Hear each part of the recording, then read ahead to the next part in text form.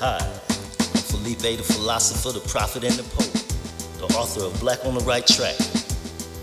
Today, I'm going to give you an audio of the book Black on the Right Track, and this is actually the short version.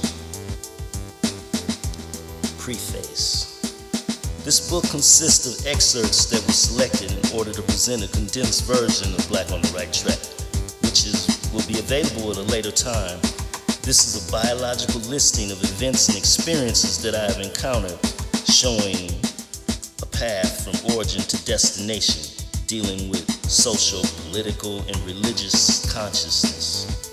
A track which should no longer be called the Underground Railroad, but should be highly elevated above street level for the conscious eye to see.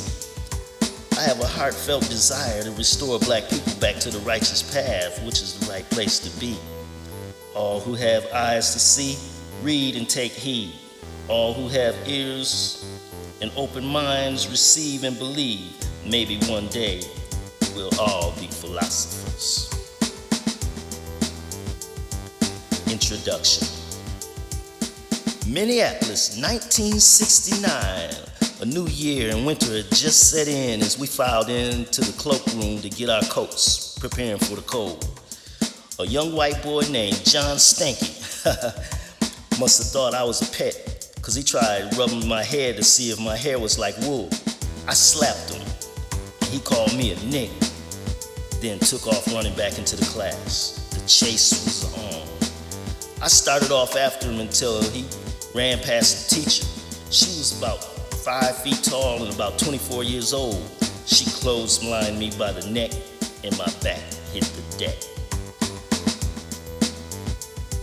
I was in the first grade and ready to kick some white ass. So I got up and said, "Damn it," then kicked her in the shin. She started crying because I had on hard-soled shoes. I tried to say I was sorry.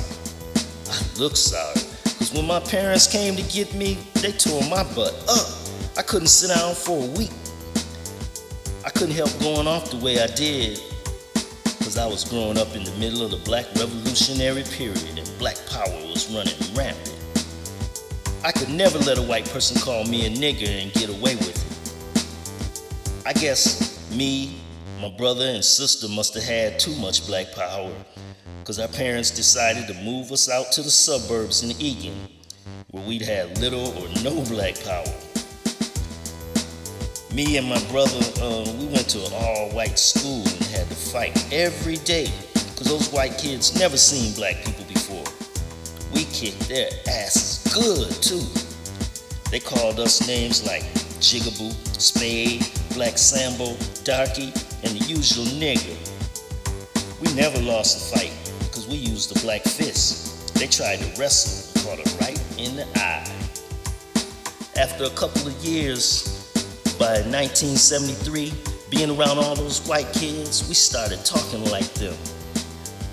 I didn't see my friends in Minneapolis that often anymore.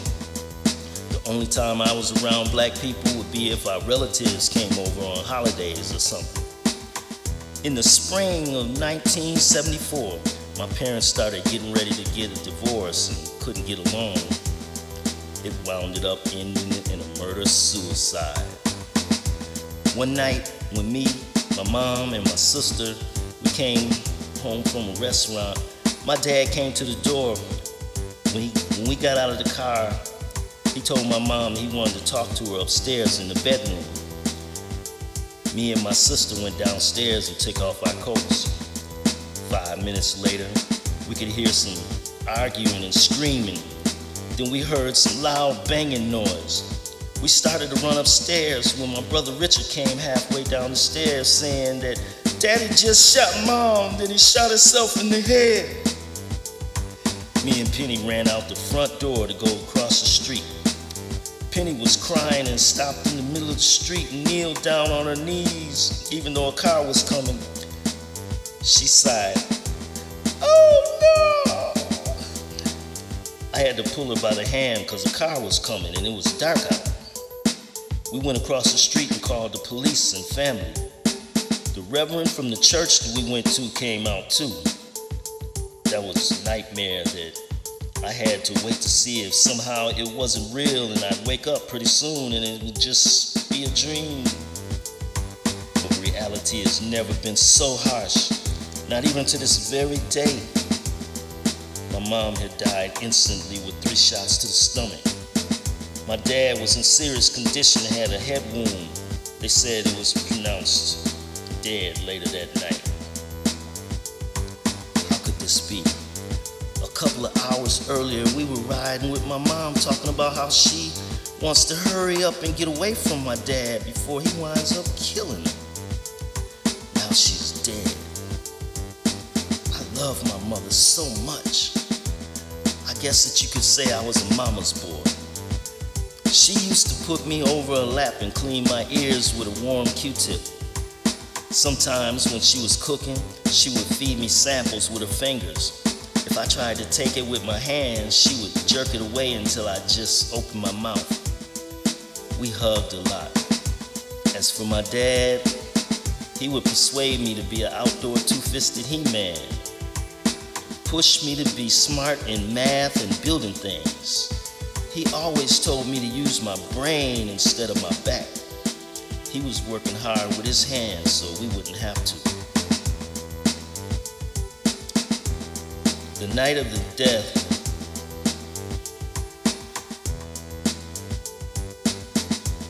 me, Richard, and Penny went to go stay with Edward, my oldest brother. He lived in Minneapolis at 4548 Columbus Avenue South. I was 11 years old at the time and learning to adjust black on the right track. If I would have stayed out in Eagan any longer, I would have remained mentally, spiritually dead. The white man's books don't mean nothing without knowledge of self, black history,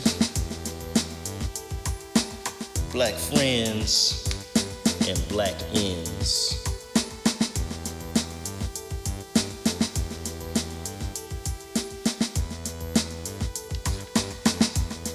Part 1. In the fall of 1974, school was starting and I was in the 7th grade. I went to Susan B. Anthony Junior High. The first day of school, I had to pick up my class. I chose a high level of math because of the high skills I got from my Eagan school. English, art, shop, and music. I chose the drums for my music class because I thought it would be fun and black people have natural rhythm. When I started drum class, there were mostly black kids and only a handful of white boys. Once I got my drumsticks, pad, and book, I started learning how to read drum music really fast. I became one of the best in the class out of all the other kids and white kids. The black students they'd mess around too much and didn't take it seriously. By the spring of 1986, I became a lead vocalist for a band called Slice. We had practiced all summer and did 4 gigs. Then I left because they argued too much and they didn't do originals. I saved up my money to buy a 4-track, a drum machine, and a keyboard. I was ready to go solo and record my own music. Then I released a 12-inch single. I began to go by Felipe and caught the attention of George Scott, who had his own studio. We worked out an agreement and recorded 2 songs, Can I Follow You and Work Shuffle. I wrote and co-produced the songs while George produced and co-wrote. And then I released that on another 12-inch on my own label, Arrogant Records. 2 years later, after Can I Follow You, I released another single, this time a cassette titled, Why Can't I Find a Girl? It was about my quest for the vision of my dream was not as easy as it seemed.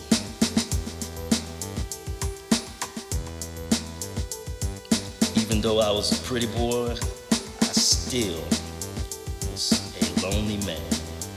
Not only that, but it's depressing trying so hard to make it in the music business and Still, I could not get a record deal.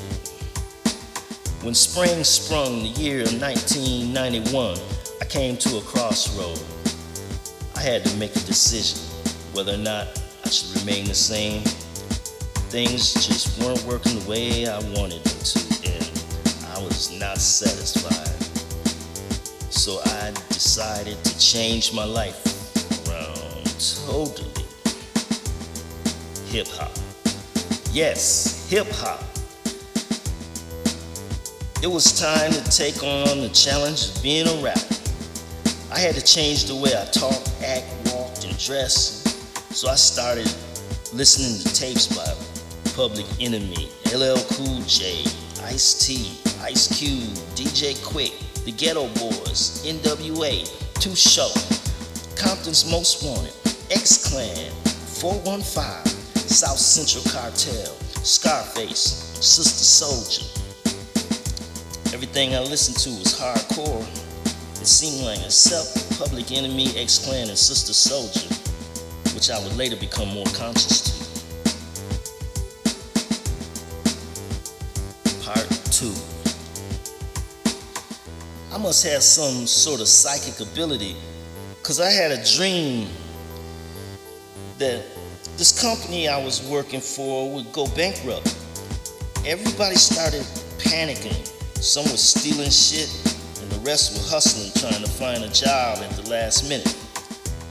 Well, about 2 weeks later, one morning when I was on my way to work out in Hopkins, I got off the bus and seen a police car and 2 unmarked cars go by, headed in the direction of my job. Something told me they were going to Ion.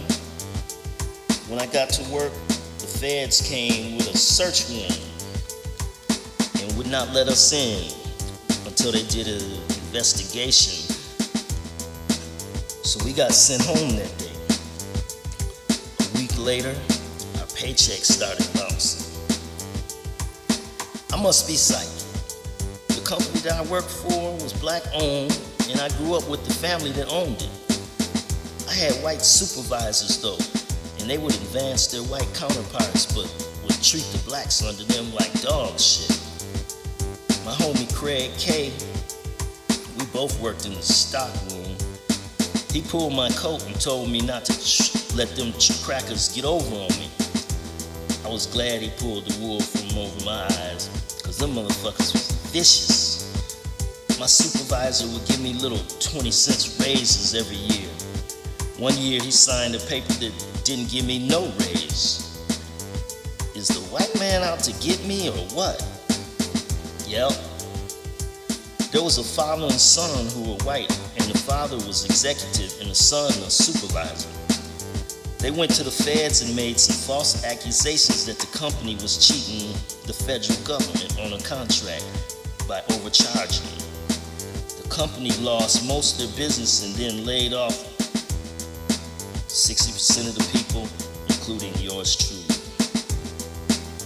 Being laid off November 1991, it was probably a blessing in disguise, because working in Ion, I was only making $6.76 an hour.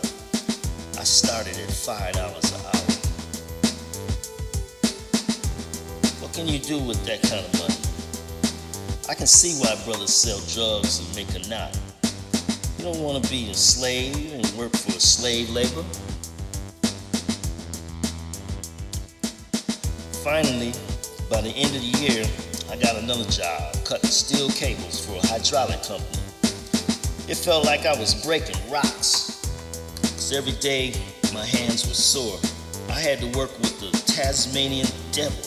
I think she was a ex-biker, 260-pound ex-prison convict. She would holler at the top of her lungs if I didn't work fast enough, forgot something, or came late. I had to go to my manager and complain that she was intolerable. At the end of the week, I got fired. He said it was because I was late too much. The last time I was late was Tuesday that week, the day I complained. That's fucked up. How can white people be so cold? He tried to act innocent and say that he was sorry. Why is it they will tell you you're fired or you're evicted or you're under arrest and claim to be sorry? Bullshit. White people will issue out punishment, pain, terror, threats of freedom, life, and limb, and it seems to bring them pleasure. I was hotter than cayenne peppers. If one more cracker fucks with me mentally, physically, economically, or politically, I'm gonna start a race riot. If they try to mess with me mentally, I'll drop a pool of knowledge deep enough to drown in. If they try to mess with me physically, I'll beat them down with the black fist. If they try to mess with me economically, I'll hire a team of black lawyers and slap a lawsuit on their ass. And if they try to fuck with me politically, then I'll organize a black revolutionary movement and turn this motherfucker out. I had the attitude like, fuck white people. These are the reasons why I wrote FWP. Alright, check out the media that say that we're the problem. But I don't see the motherfuckers trying to solve them. All they do is pump the hype and stereotype. That's why I'm here to recite. The lyrics are hidden, the words forbidden to play on the radio. But underground seems the way to go, to spread a message about the feelings that people share. It's generally felt by people with nappy hair. Now we understand that people that are W, why the hell can't they understand us too? I'm getting tired of the motherfucking bullshit every day and night, but a brother has to deal with it. This is a free country, freedom of speech. Preach what you practice and practice what you preach. I hope that I can reach each from beach to beach. We ought to hang them like a leech. FW people, if you know what I'm saying, if you know what I'm saying. FW people, read between the lines, y'all. FW people, if you know what I'm saying, if you know what I'm saying. FW people. Everywhere you go in America, it's the same thing. There's a name game, messing with your brain, telling you what you gotta do, but if you don't wanna cool, they'll just throw your ass in the penitentiary like a fool. You wanna break out because you had to take out another brother who was trying to make out with your booty, and you know you don't play that, but in America it's just like that, and that's what we get for being a captive and made a slave to a W world. I'm coming to you straight with a point of view like this, cause if I didn't, you would probably miss the mess that yell, rebel, tell all is well, get out of jail and all will be swell. But if you don't, you probably be doing it to yourself. But I say do it to the W. FW people, if you know what I'm saying, if you know what I'm saying. FW people, read between the lines, y'all. FW people, if you know what I'm saying, if you know what I'm saying. FW people, I'ma kick it to you one more time. Police on the street getting paid just to kick our ass. They're in competition trying to be top brass. They'll harass with tear gas, then they'll blast and make a nigga die fast. Take your life and then have a celebration. Shit is going on all across the whole nation. Politicians don't give a fuck about what happened. They'll just give a police a medal for the slapping. Now what would I do if I was in power? I would fire motherfuckers by the hour. If they didn't have no soul, they'd have to go. Then they would be poor. Then I'd be a rich man. Fuck the Ku Klux Klan. I'm a 1990s man. So all the brothers and the sisters, put your fist in the air like this and say fuck white people. The black man in America is put under so much stress that he's like a time bomb ready to explode. White people have profited off our labor and stolen land of the native people and ain't giving nothing back. Matter of fact, they still robbing people when they tax the poor that don't get nothing back except a foot in the back. And then our backs up against the wall. Just like a cat, we're gonna come out scratching. Black people are destined to rise because we're black on the right track, bailing in the 90s, upward bound so you can always find me. Part 3. One night I had a dream and another one followed. That one a few days later, they were very prophetic because they seemed to come to pass. The First one was that I sensed a racial revolution coming on. I translated that to be because there was so much racism and white power structure was so vicious in lashing out punishment, lying, stealing, cheating, and beating down black people that we didn't have any choice but to explode and tear this whole motherfucker up. Then none of us would be here and nobody would have anything. A giant race war would end it for everybody because a lot of us are living together, mixed. It doesn't really have to happen if white people could just treat people fair and share the wealth, riches that God put on this planet for all people to enjoy. And if they would confess that they have been corrupt and wicked ever since they have been on this earth, and that they have mistreated the black man for taking him from his land and making him a slave, then maybe it wouldn't have to happen. But they're not going to give in because it's not in their nature. If there's going to be a race war, so be it. Another dream that I had was that I helped organize and joined an organization that would take corporate America to the highest court in the country, the Federal Supreme Court. It would consist of teams of lawyers and activists who would work their way up to the Supreme Court by winning a lot of smaller cases such as discrimination suits and civil rights violations. The group would file the largest suit in the nation's history for all the mistreatment of black people and shutting them out of high society, causing worse social ills that you can imagine, from poverty-stricken communities to prisons filled of disproportionately blacks and Latinos, schools that don't teach the proper survival skills to make it in corporate world. America is responsible for racial tensions, high crime rates, welfare, unemployment, high school dropout, drug addiction, rundown neighborhoods, suburban sprawl, street hustling, and mental depression. Corporate America denies blacks the possibility that they'll be able to enter into a respectable position or rise freely without hitting a glass ceiling of discrimination. The rest of America plays a role in shaping the situation that our people evolved in ever since slavery, including the legislative laws that kept black children from going to school, owning properties, invention rights, participating in professional sports, segregation, degradation, and equal rights hesitation. When I say these dreams are prophetic, I mean they're prophetic. Oh well, see for yourself. It was about April 1992 when they came to me. One morning, when I woke up, I overslept. I got up, took a shower, and when I got out of the shower, the news was on. It seemed like something strange was happening. It showed a bunch of fires and people shouting. Then they showed people throwing bricks, windows, flashing gang signs to the camera. It was total chaos. It was Los Angeles. Los Angeles was on fire. Los Angeles had an uprising. Then they went back to the verdict of a trial of 4 police accused of beating Rodney King. The 4 police that half-killed Rodney King got off scot-free. What? No wonder they were going off like that. Brothers was blowing up shit.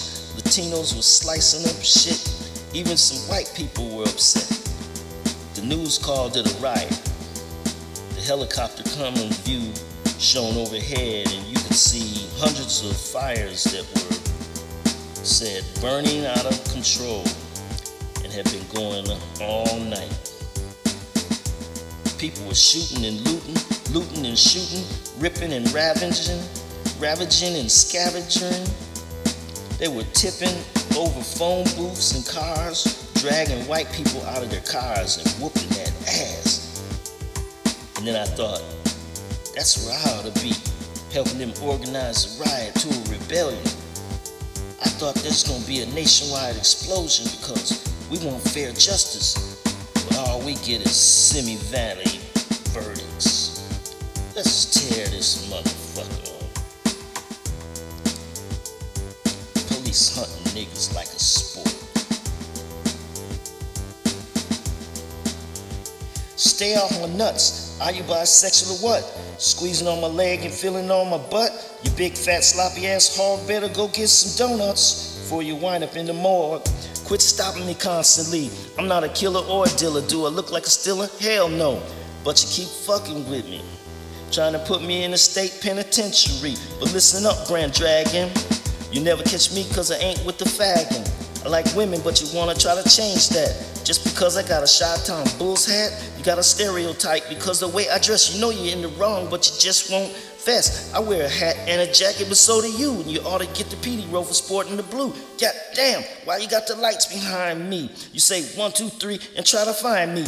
On a hunt with a gun to take me out. Tighten up the cuffs on my wrist, no doubt. Beat me down on the ground with a club, no love. Trying to say that I was resisting arrest, that's what you're thinking of. But I got a witness, the brother on the corner. He's gonna testify and now you're a goner. So I'll see your punk ass in a federal court. Cause police hunt niggas like a sport.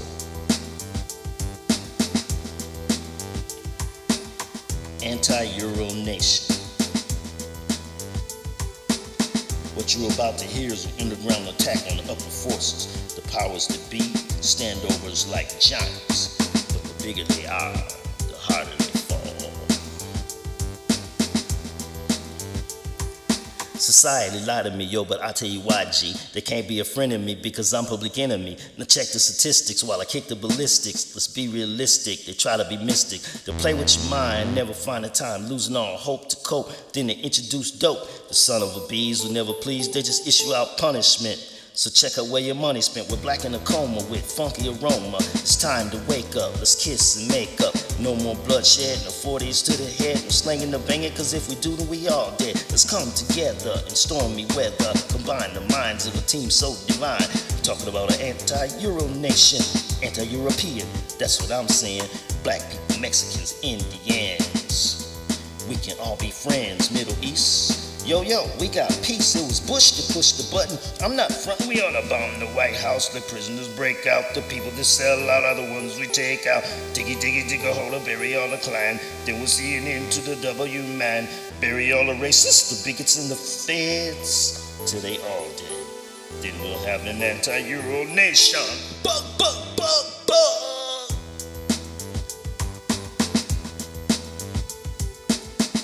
Hunting niggas like a sport is about how pigs like to go out on a hunt and shoot to kill. Black men are the target, and sometimes they would just like to catch us alive so they can throw us back for another catch.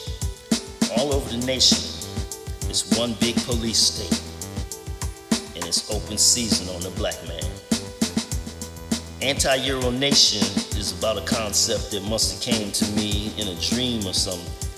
The idea was like this. First of all, after all the evil that the European has done to people all over the world that are non-European, I think it's time to separate from the madness and unite everyone else to build a world where there ain't no prejudice, oppression, genocide, corruption, or greed. If you look at the history, the Europeans have been all of the world's wars, the ones conquering other civilizations and exploiting their land and labor. The Europeans have created diseases that kill thousands, chemical warfare, psychological warfare, and straight up physical force. Everything that you can think of that's evil, the Europeans were responsible for it.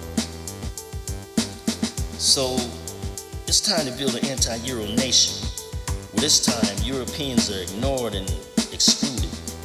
If all the African, Mexicans, the Indians, and Asians combine, then the people of European descent will have to go back to Europe. We will put all our resources together and build a new nation of peace, justice, and true freedom. But black people will not have it. because they just don't want to unify. But first, we have to and lead the move because we're the ones that are the most oppressed. I sense that it will take shape in the near future because everyone who was exposed to the Europeans would be down for an anti-Euro nation, and the Europeans did it to themselves.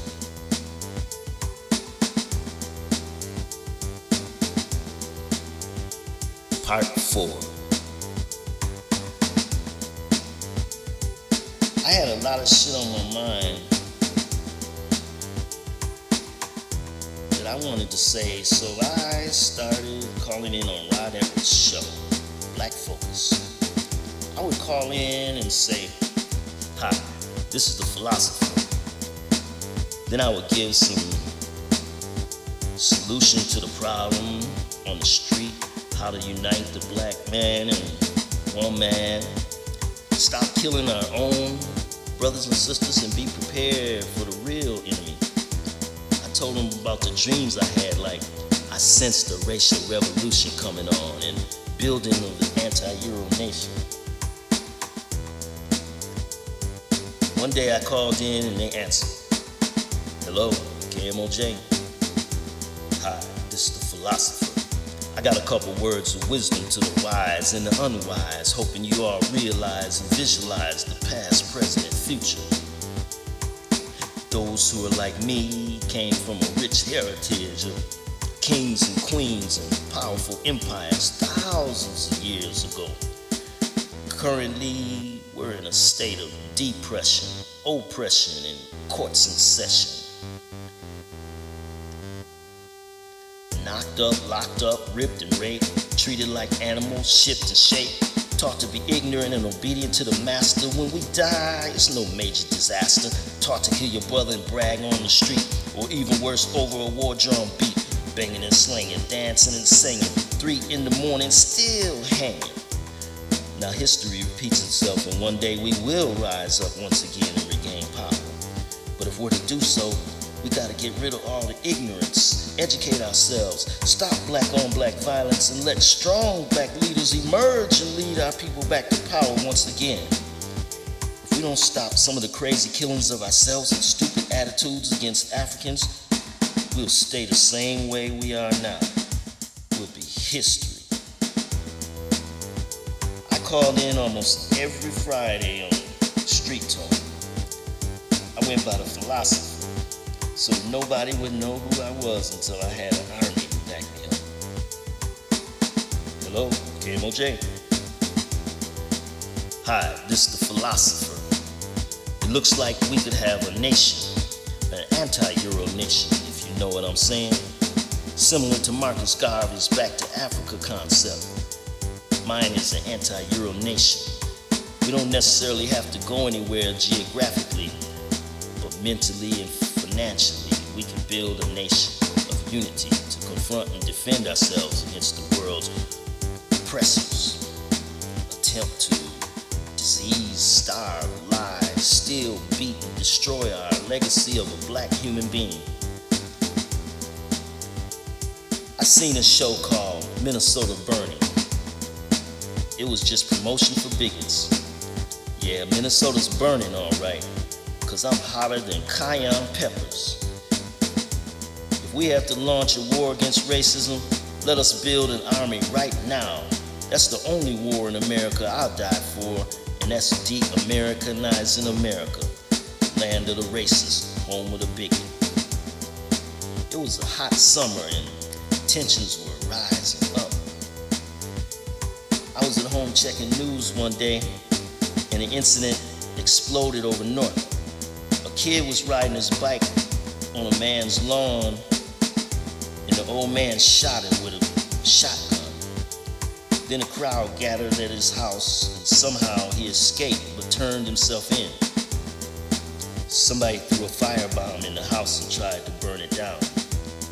When the fire engine came to the scene, there were about 75 people, and they wouldn't let it through to put out the fire.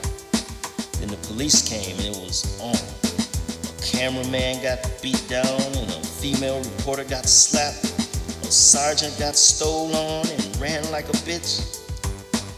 That summer was hot, real hot. When I got off work one day, I turned on Black Focus. Sharif Willis was on there talking about something happening. I listened for about 20 minutes before they mentioned what was going on.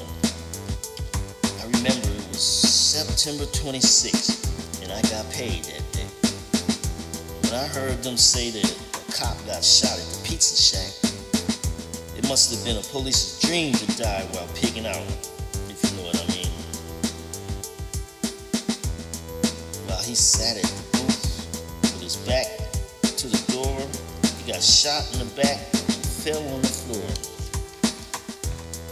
The police were stopping brothers and grabbing them out of their cars. Brothers were calling in and telling about how they were getting stopped, and some got arrested for miscellaneous charges. Even women were getting stopped at alarming rates. Police made excuses and tried to justify their arrests as either drug busts or warrants. The whole black community got swept up and thrown away. There was a lot of chaos going on in the street. The Jerry Hoff murder caused a lot of turmoil. 5 or 6 brothers got shot within a few weeks following the murder. The media read, gang related. About 8 brothers were being charged with connection to the killing. The police had a story that they were trying to stick with. It sounded like the script of a cop movie where the cop wins and sends the criminal to jail, as if the cops were perfect in finding the criminal. I think the police had the murder set so they could launch an all-out attack on the black community. KMOJ became a good medium to voice yourself when you're in trouble or if you want to inform the community. I called in almost every week and offered words of wisdom and anger. I was like a street technician who could translate street talk into politics and politics into philosophy, philosophy into prophecy, and prophecy into poetry. I called in one day and said, "Hello, KMOJ. This is the philosopher. One night when I was lying asleep by the fire, pleasant dreams of spirituality filled my mind and soul. But all of a sudden I was awakened by a loud thunderous roar out of a long black stick, and a devilish voice bursted out of the mouth of a beast in the image of a man painted white. He came to capture me, gaffle me, baffle me, and raffle me, tie me up with chains and hassle me. Starve me and carve me in the form of a shape, degrade me, forbade me, and call me an ape, whip me and strip me till I'm skin and bone, kill off my tribe till I'm all alone, force me to work like a jerk till I'm hurt. It's so berserk. Then he wanna call me Toby, show his force like Obi-Wan Kenobi, show his force like Obi-Wan Kenobi. Use me up like a 12 pack of Trojans, mix my blood cause my genes are so golden, set me free in the world but put me on a leash. Keep me all twisted up from all the crap he teach. It might have been a little easier to kill me. Instead, he steal me, dope me up, and ill me. Launch war on my people in my neighborhood.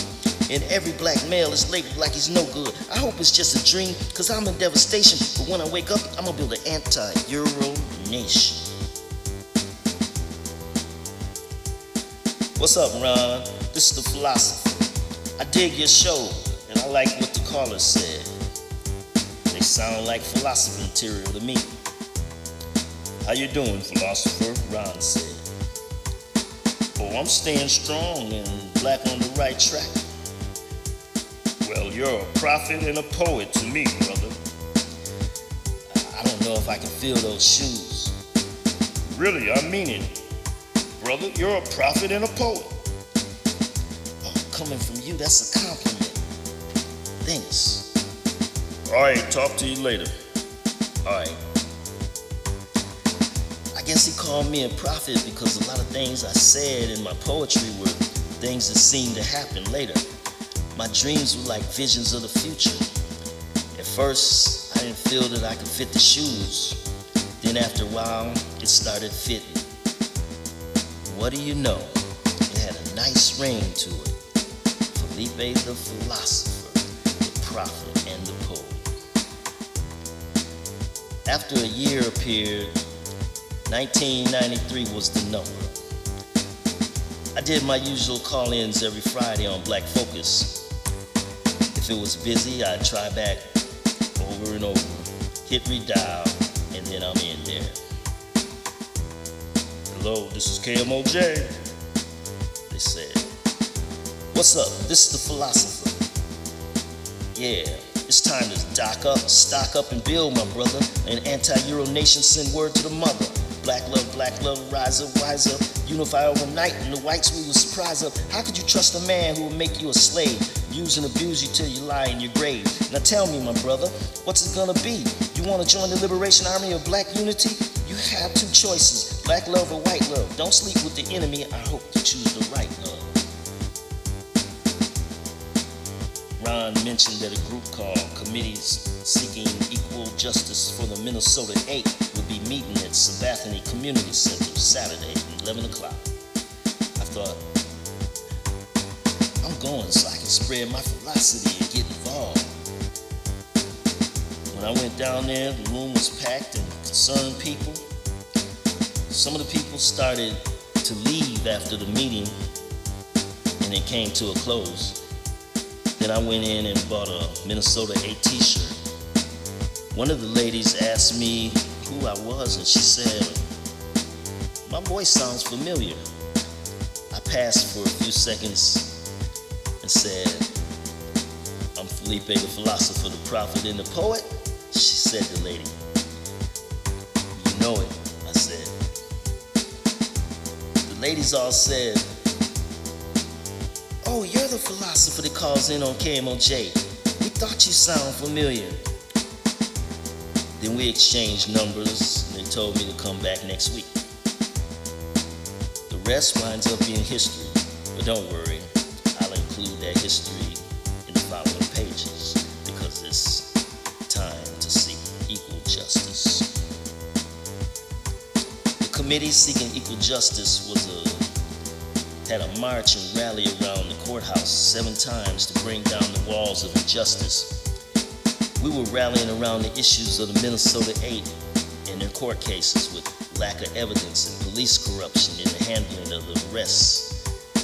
So when we started marching and chanting, I quickly grabbed the bullhorn and led the chants, saying such lines as, no justice, no peace.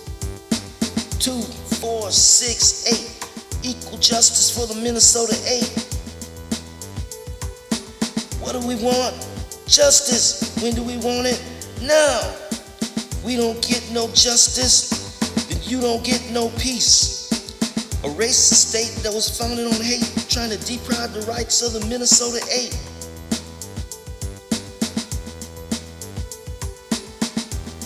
Part 5.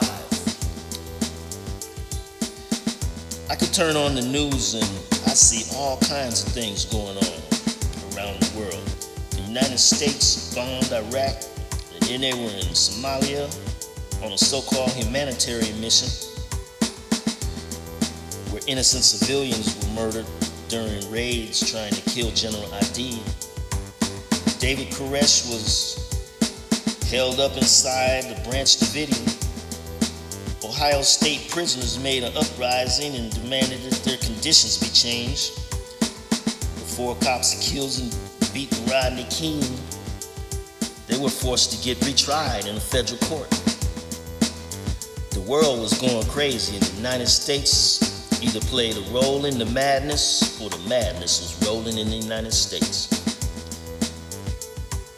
I called in on KMOJ and spoke on a subject when they were talking about crime and how the media portrays black people as the main criminals. Hi, this is the philosopher. The most ruthless criminal, white America, is in trouble. They keep flexing and wrecking, governing and hovering over the helpless, controlling and doling out punishment.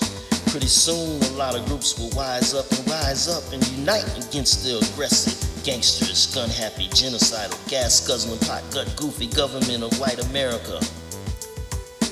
White America, you in trouble. You can try to sift through the rubble, but I hate to bust your bubble. When you dish out dirt, comes back double. Power and control leads to towers that fold. Rules and regulations lead to rebellion and tribulation. Angry cult, dead lawmen as a result. Disrespect the black and prepare for the big payback. Your days are numbered, cause white America, you in trouble. A.C. Ford's trial began on April 22nd, 1993. The court was trying to set him up as one of the ones who ordered the hit, as they said it. Some of the other brothers were Shannon Bowles, Lee Rocky Moore, Larry Flournoy, Stephen Banks, Mwati Pepe McKenzie, Monterey Willis, and an unknown brother under the legal age to announce his name. We had planned to protest at the courthouse in the lobby on the start of AC's trial. I came and busted some lyrics, even though the pigs didn't want to hear it. I grabbed the bullhorn and did, "It's time to seek equal justice."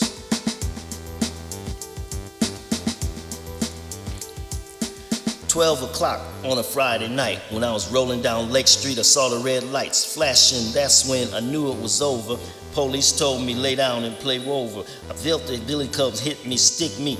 Why did they kick me? And why did they pick me? I rolled around and tried to dodge the blows. I felt in the eye and in the nose. I felt blood gushing out of my skull, and I'm history. And who's gonna solve this murder mystery? Dead for no reason. Oh no, it can't be. I guess I'm not as lucky as Rodney King. At least he had a chance to live and tell his side of the story. But I ain't getting no glory. Maybe because I'm black, they just wanna bust us. It's time to seek equal justice. It's time to seek equal justice. It's time to seek equal justice. It's time to seek equal justice. It's time to seek equal justice. It's time to seek equal justice. Maybe because I'm black, they just wanna bust us. It's time to seek equal justice. Uno, dos, tres, cuatro. Why did Flournoy have to go to the hole? Cause he told the truth and you broke his tooth. Swung like Babe Ruth. What about Duluth? 10,000 men broke in the pen real smooth. The 1920 burning and lynching is still going on, so I had to mention. Committee seeking equal justice is here for prevention and to bring attention about a racist state that was founded on hate, trying to deprive the rights of the Minnesota 8. We got a cross-eyed judge and a one-sided jury. The picture's clear, but their vision is blurry. If we don't get no justice, then you might just have to bust us for saying it loud and proud in the crowd downtown and spreading it all around. Cause it's time to seek equal justice. It's time to seek equal justice. It's time to seek equal justice. It's time to seek equal justice. It's time to seek equal justice. Maybe because I'm black, they just wanna bust us. It's time to seek equal justice. Dos, tres, cuatro. Laid to rest, and I hope that I'm blessed. I came here to fest, no S on my chest. Not a Superman, but a black man. Living in America, it's starting to get scary, cause they bury ya. Big Chief Lux in a tux is a penguin. Got freedom of speech, so committee starts singing. Ringing, ringing, talk about the demon. Never let them get a sample twice of your semen. If the shoe don't fit, don't wear it, tear it. Then let the prosecutor bear it. The state of Minnesota got a crooked justice system, so I guess I gotta diss 'em. Never wanna kiss 'em, only wanna piss 'em. And if you like to piss, and you can get some. I'ma be abrupt, the police are corrupt, and we fed up, so it's time to seek equal justice. On the way home from the rally, I did some heavy thinking. As I drove the long way down Portland Avenue with Ice-T in the tape deck, he was rapping about a message to the soldier. I was thinking about how much I was willing to put my life on the line for my people. I wondered if they were worthy for such dedication. I had a premonition that I might get assassinated one day for my struggling, and I asked myself if it was worth it. As a tear rolled down my cheek, the answer was yes, yes, yes. I felt like the world was coming close to an end soon unless we did something to stop the wicked white man from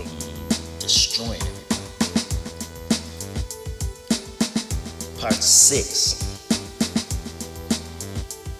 They had peace treaties in Asia, peace treaties in Europe, peace treaties in the Middle East and in Africa.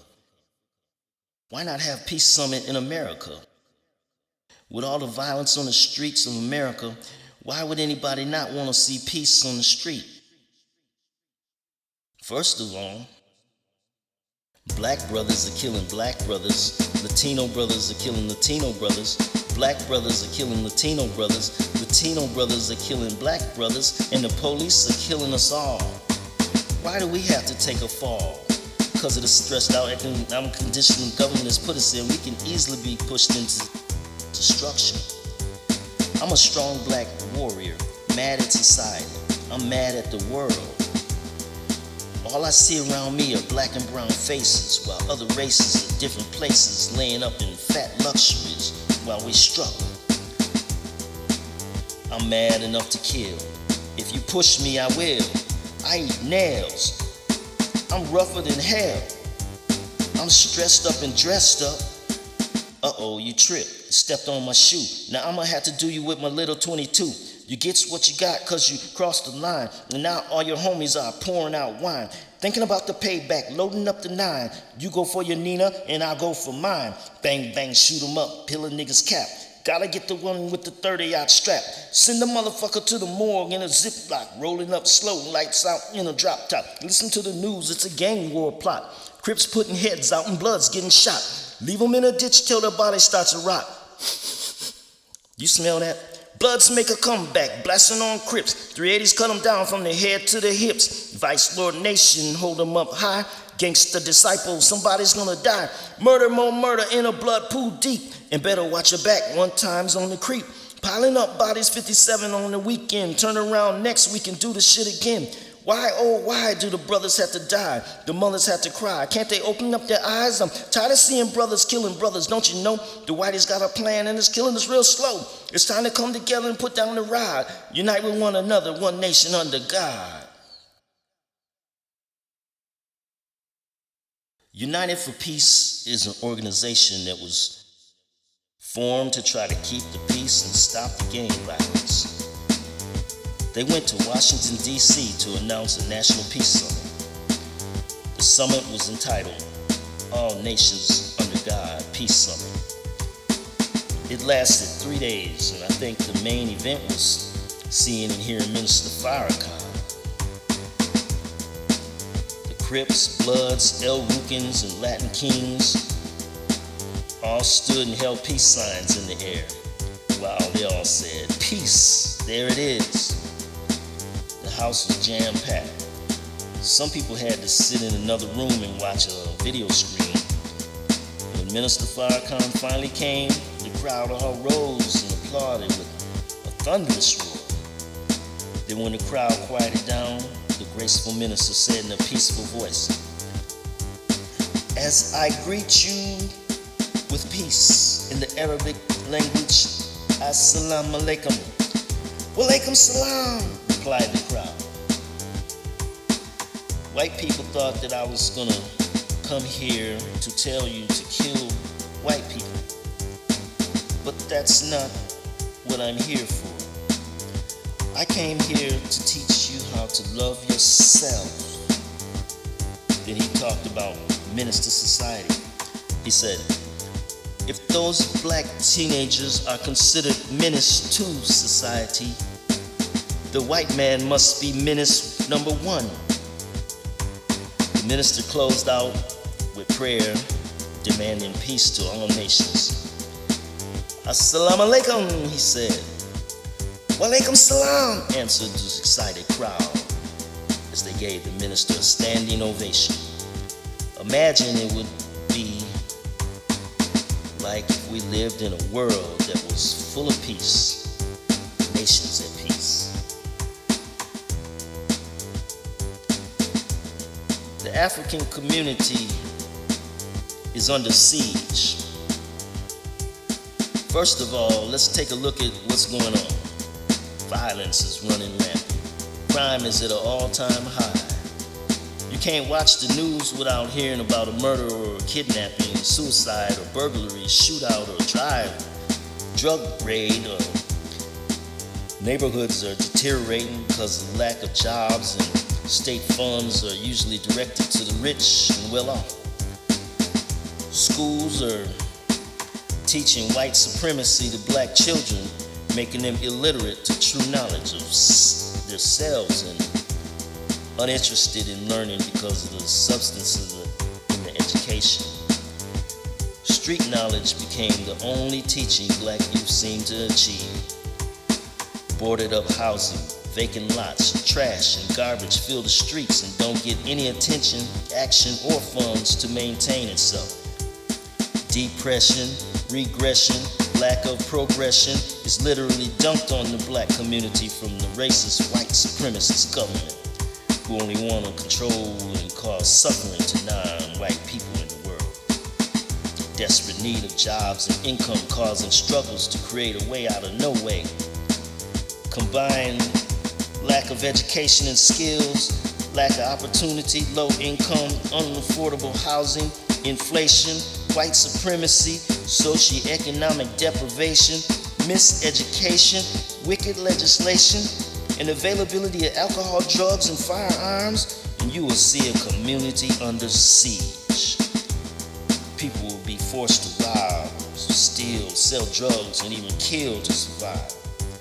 The government purposely creates these situations in the black community so they can come in and arrest the whole community, or they will give fines and penalties, causing further impoverished conditions to already low-income people. Police shot Tyrell Nelson in the back.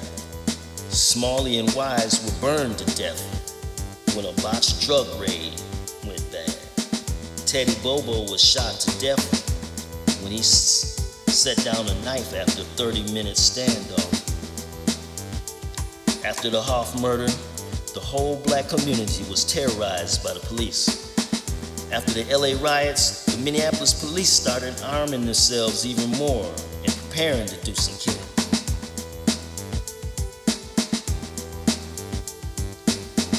The African American community is under siege.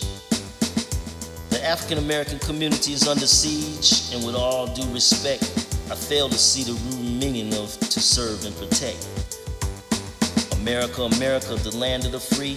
They must have meant the white man, and damn showing me, cause every time I turn around, I see a brother on the ground, being stomped, being kicked, pointed out, getting picked. Try to stand up, and they'll break your neck. Is that what they mean by the serve and protect? Try to go to court to complain and cry, you get a nightstick up the butt and a taser in the eye. The judge and the police are all in cahoots, except one wears a robe and the other wear boots. Since they're trying to use all this force to bring us down, we gotta stick together or we won't be around. It's time to pull a full-scale revolution against the racist European institution. Tell one, tell all, tell your family and friends. We gotta come together to make this bull doodle end. And we must be prepared to die to make right what's wrong. Stand up, black people, because united, we're strong. If we don't do something soon, we're doomed, and all will be affected by communities under siege. Part 7. There was going to be a conference in Chicago called the International Conference to Free Fred Hampton Jr. The organization was called the National People's Democratic Uhuru Movement. Uhuru is Swahili for freedom. Who's the biggest crooks in the world today? The police, the FBI, the CIA. The Impedum members were fearless as we marched and chanted the busy Chicago sidewalk. We chanted, white supremacy must go. Police brutality must go. Mayor Daley must go. Racist pigs must go. Who's the biggest crooks in the world today? The police, the FBI, the CIA. Mayor Daley, you can't hide. We charge you with genocide. Free Fred, free Fred, free Fred, free Fred. After the demonstration, we all drove to the site where Fred Hampton Sr. was brutally murdered by the racist pigs and feds. I went on and did the African Community is Under Siege poem. Well, I left out the American because Africans who are in America have and always will be Africans, but America has and always will treat us like subhuman beings, prisoners of war and colonial subjects. And like I said in the poem, America, America, the land of the free, they must admit the white man is damn sure ain't me. If we're not free from police brutality, prisons, courts, racism, lynching, harassment, unemployment and housing, media slander, miseducation, exploitation, every text of the word, and cold-blooded vicious murder, then we're not Americans, because Americans are free. Mutulu asked me if I wanted to be on a security team. The chief of security led the meeting. He gave us orders to take points in the building to secure, then rotate every 20 minutes or so. He would give the orders to rotate. Akua and Jerry opened the lecture. She explained in full detail what Impedum is and its role as the vanguard for the Black Revolution. She said, "We're gonna free Fred no matter what it takes. Then we're gonna defeat the U.S. counterinsurgency, which is really a war against the African community. We have to expose the counterinsurgency to the masses of the people because the power is in the people. So we say all power to the people, black power to the African community. Uhuru, Uhuru," chanted the crowd. Fred Jr. happened to just in time call when his mom was speaking. She put the phone over the loudspeaker and Fred Jr. gave a freedom speech. He said the prison system ain't nothing but a colonial concentration camp that houses and tortures and even murders African and other colonial subjects. All prisons in the U.S.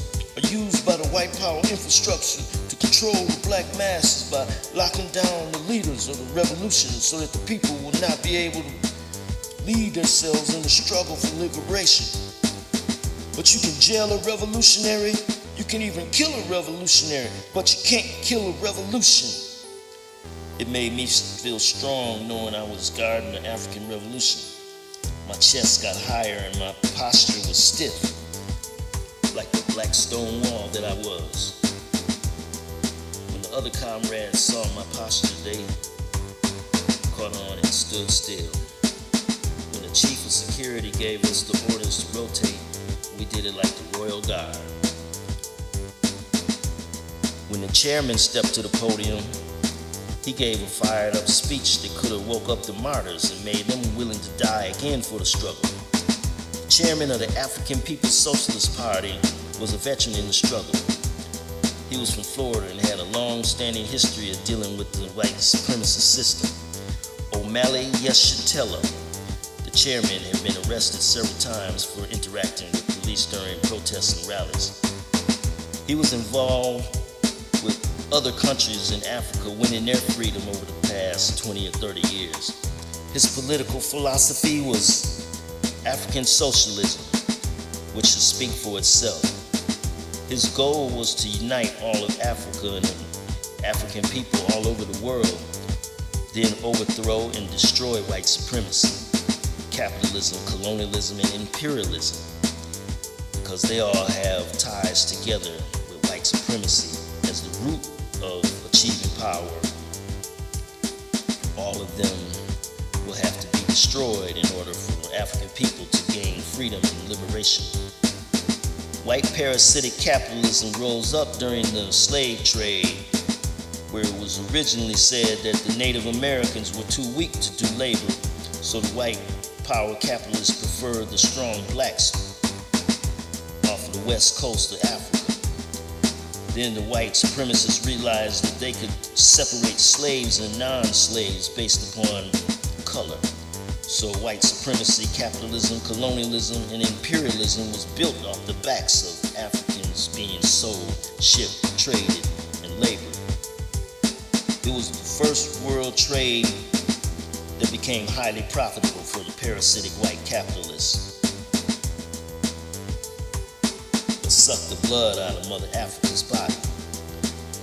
Other African kingdoms were conquered, controlled, and sucked of its mineral wealth and resources, which begat colonialism.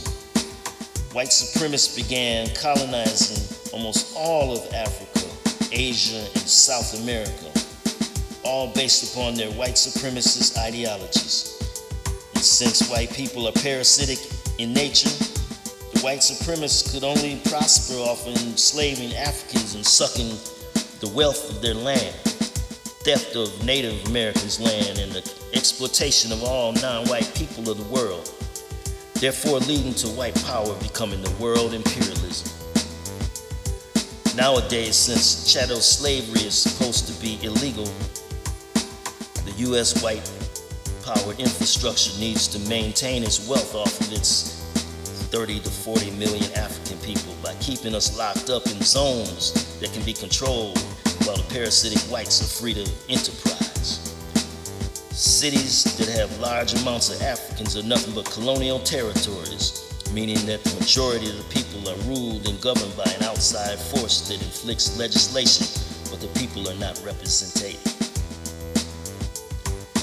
The state which rules the cities of the majority of African people taxes and profits off the people, but don't give it back to the people equally.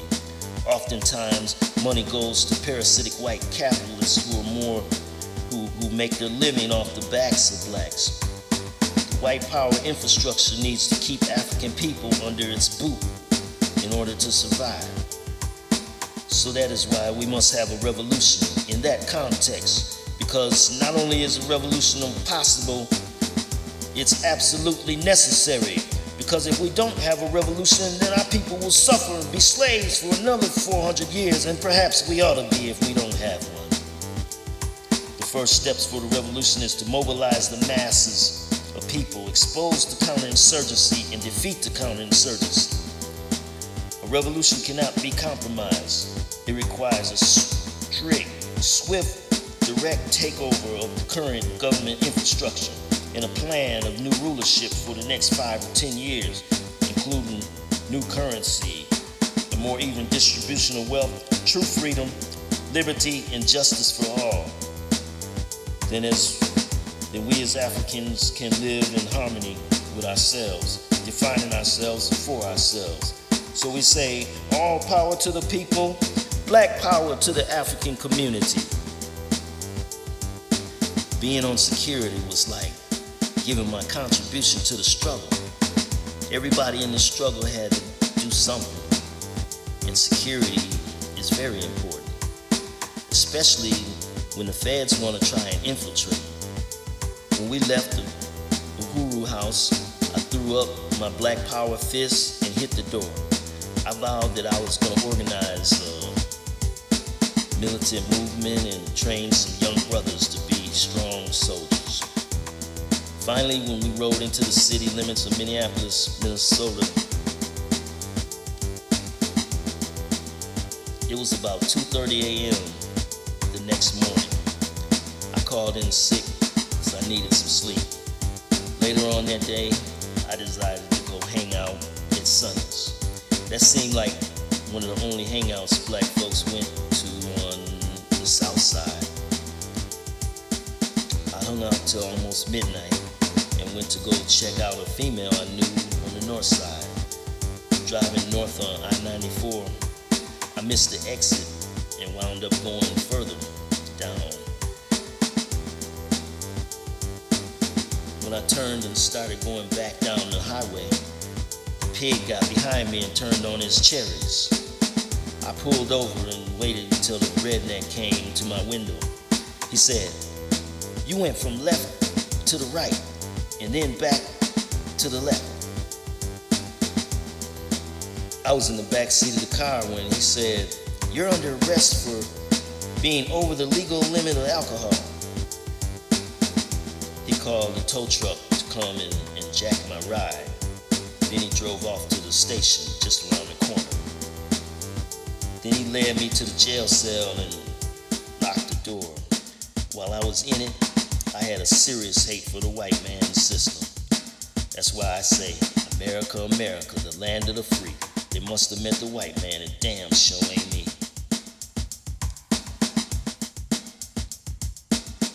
Part 8.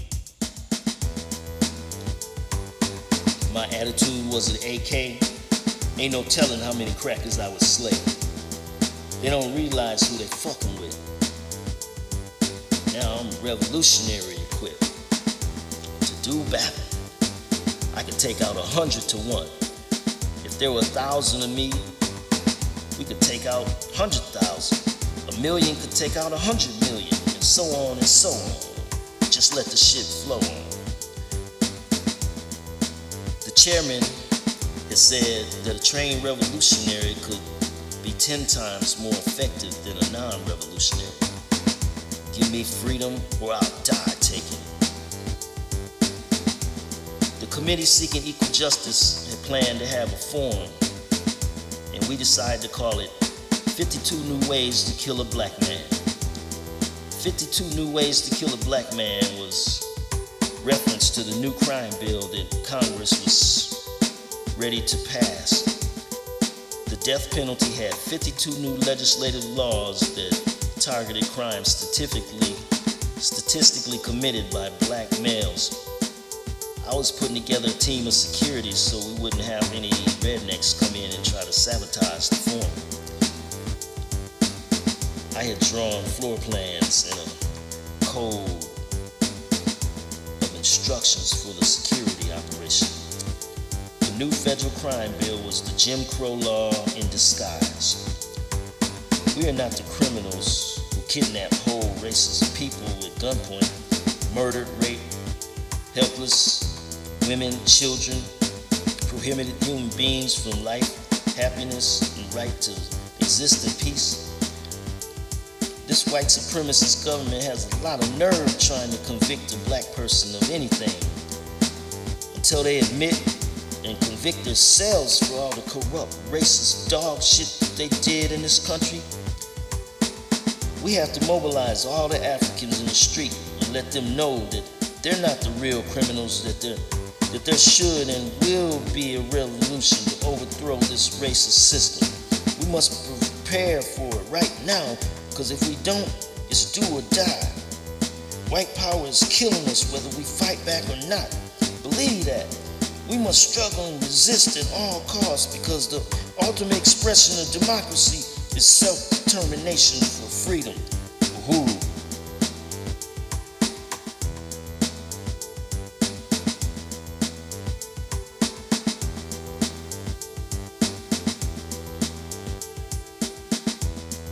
Part 9. Nation of Kings.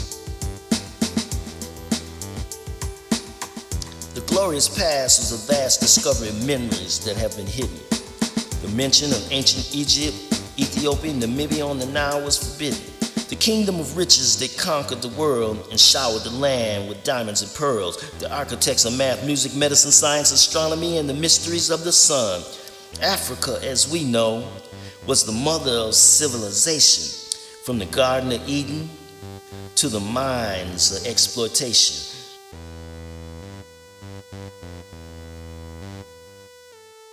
America, America, the land of the free. They must have met the white man, and damn sure ain't me. Where were my African kings when they kidnapped my people and made us to sing, "We shall overcome," while we were linked up by chains? Where the spirit of our kings had flowed through our veins. But little did he know, that naughty white man, our destiny was not in his, but in God's hand. He tried to reshape us to permanently serve. I gotta admit, that devil had nerve. The killing of a king is a terrible sin, to which art to be judged, and thou shalt not win. Lift every voice and be heard by any means necessary. Celebrate Black history more than just the month of February. And remember great warriors from King Tut to Shaka Zulu, and repeat after the Swahili word for freedom, Uhuru. From the writings of Marcus Garvey to the philosophy of Malcolm X to the dreams of Martin Luther King. Now who's gonna be next? The Black Panther Party that was led by Fred brought the feds lead to the head while he bled in his bed. Cause young black men were ready and willing to fight for their crown.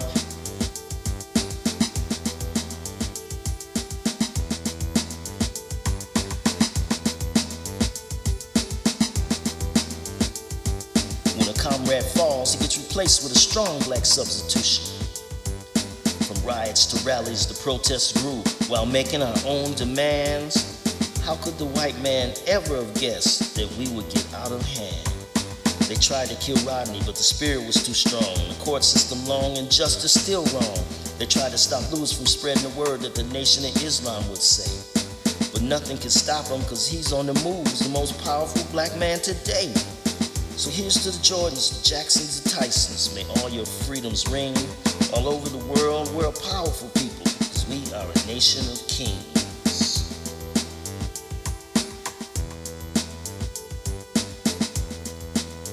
Open your eyes up, people. Open your eyes up, people. The plan is at hand, designed by the white man. He wants to make you a slave, a residence for life. Break up your families and separate you from your wife. Make you pay child support and take away your kids while he covers up all the wrongdoings in the past that he did. Make you go to prison, penalize a dad. Criminalize the poor with propaganda and make you look bad. Assassinate our leaders, then cover up with lies.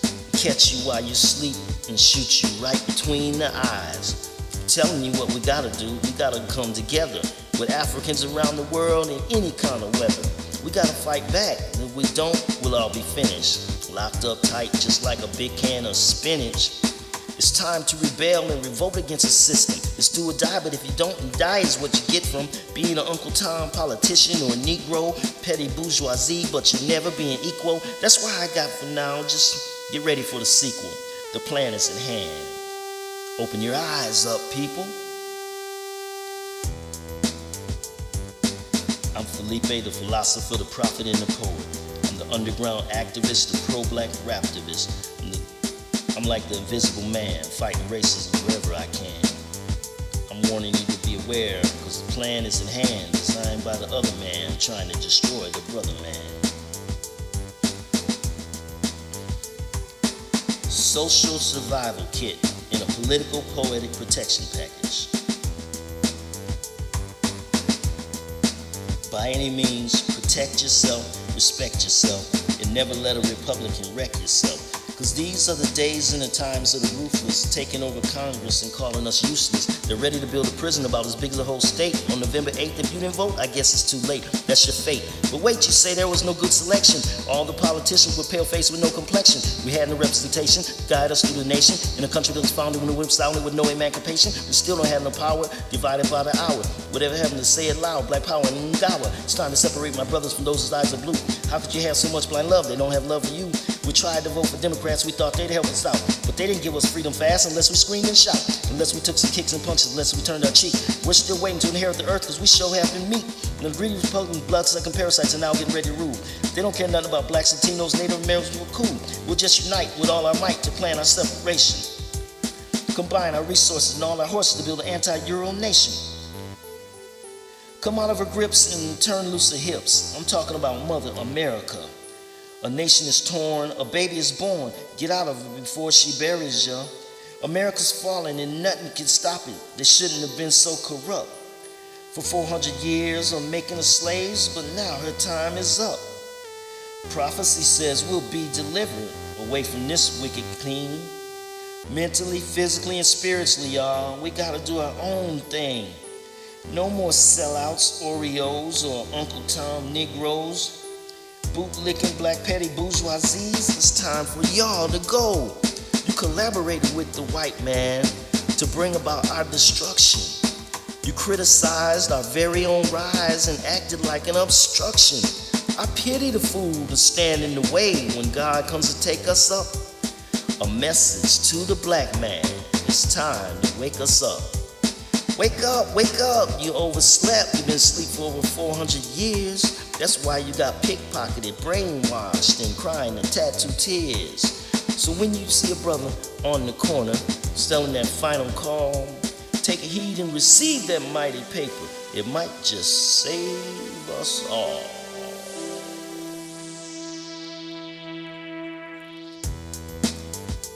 Part 10.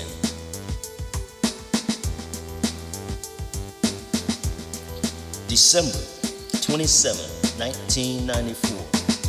I decided to make a move to Atlanta, the black mecca of the South. Minneapolis was starting to play out. I know somebody will miss me when I'm gone. I took the Greyhound bus covering about 7 states. The countryside was beautiful, and we stopped in every little one-horse town between Des Moines, Iowa, Kansas City, St. Louis, and Nashville. When we made the last layover in Nashville, we waited for the next bus. When that mighty bus pulled in, it read Atlanta, and it seemed like it was 50 feet tall. I wonder what my destiny would be once I boarded that bus.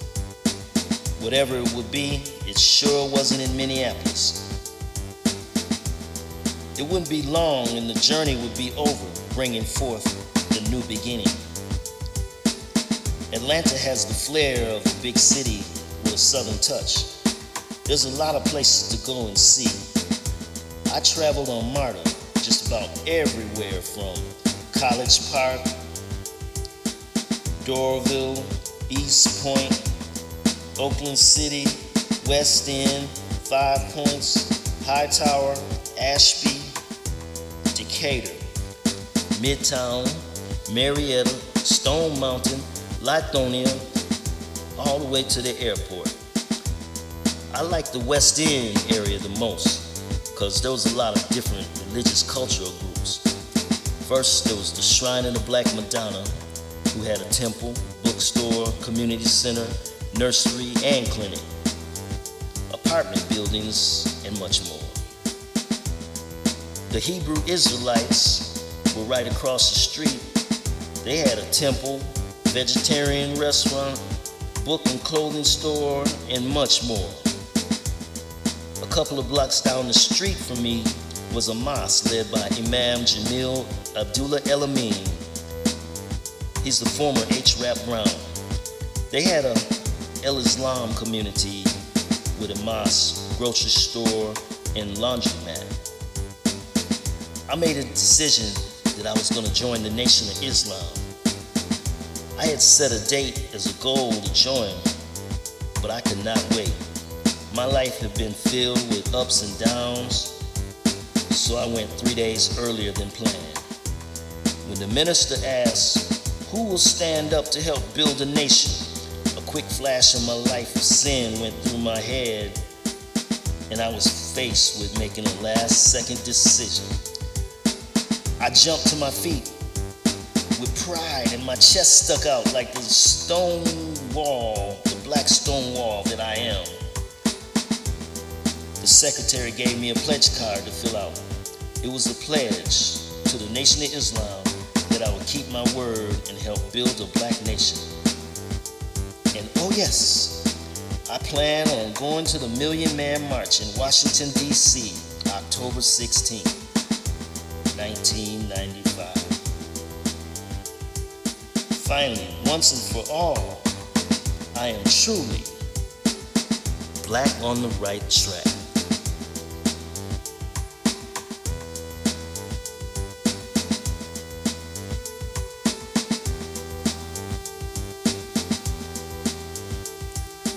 That concludes the excerpts from Black on the Right Track,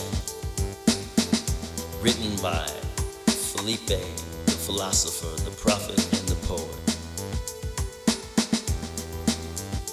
This is courtesy of Black Track Incorporated. All rights